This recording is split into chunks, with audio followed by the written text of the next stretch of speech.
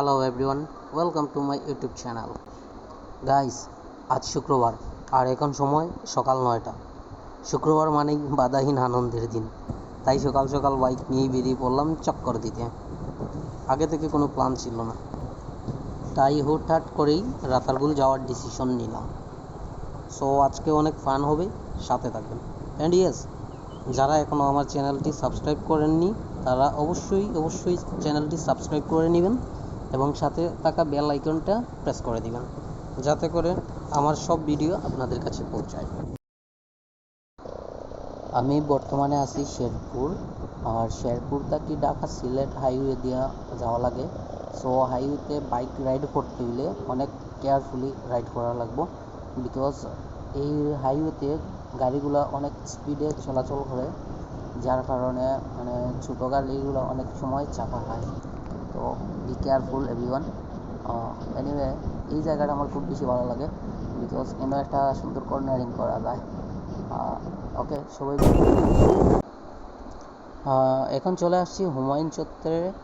আর হুমায়ুন চত্বরের রাস্তা আগের থেকে এখন অনেক ভালো, কারণ এখন আরসিসি ঢালাই দিয়ে দিছে, যাতে রাস্তা নষ্ট খুবই কম হবে, স্মুথলি রাইড করা যাবে এখানেও।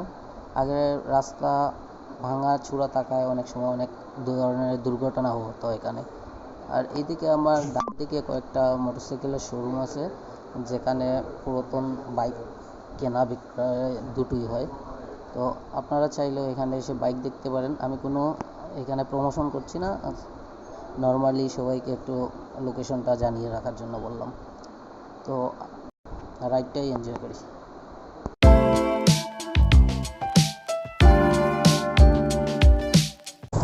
উপশহরেই টানতে আমার প্রায় বর্তমানে কি করে এত তাড়াহুড়া, এই দেখ আবার ভাই এত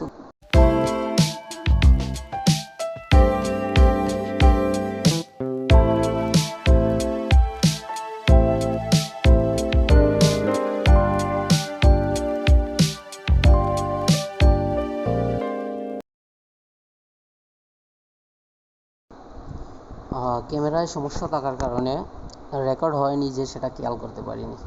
আর রেকর্ড একবার না হলে তো সেটা পুনরায় আবার করা যায় না, যেহেতু একটু ব্লগিং চ্যানেল। তো এখন আমরা চলে আসছি রাতারগুলের কাছাকাছি, তবে এখান থেকে নৌকা করে যেতে হয়। আর অ্যাকচুয়ালি আমি নদীর নামটাও জানি না, তাই নদীর নামটাও বলতে পারলাম না। কোনো এক সময় নদীর নামটাও জেনে নেব। তো যাওয়া যাক এখান থেকে। বর্তমানে এখন আছি রাতারকুল সোয়াম ফরেস্টের মধ্যে। তো প্রায় সময় এই জায়গাগুলোতেও পানি থাকে, কিন্তু এখন বৃষ্টি কম হওয়ার কারণে এই জায়গাগুলো শুকনা, যার কারণে আটিয়াই যাওয়া লাগে। তো এখানে প্রচুর পর্যটনের আসা যাওয়া আছে, আর এখান থেকে স্থানীয় লোকজনের ভালোই একটা ইনকাম হয়। এখানে সামনে তাকে আবার নৌকা নিতে হবে, নৌকা দিয়ে তারপর ওইখান থেকে ওয়াচ টাওয়ার থেকে আশেপাশের জায়গাগুলো ঘুরিয়ে দেখাবে। তো আসলে এখন নৌকায় ওঠা যাক, ঠিক আছে।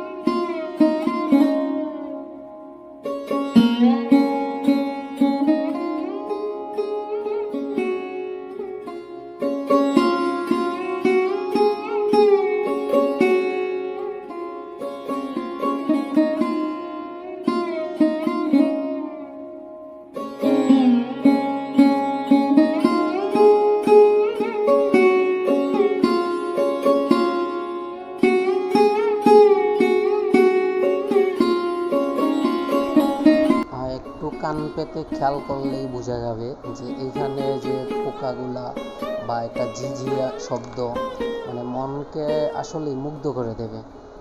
এক কথায় বলতে গেলে মনোমুগ্ধকর পরিবেশ। এখানে আসলে মনটা এমনিতেই ভালো হয়ে যাবে পরিবেশটা দেখে।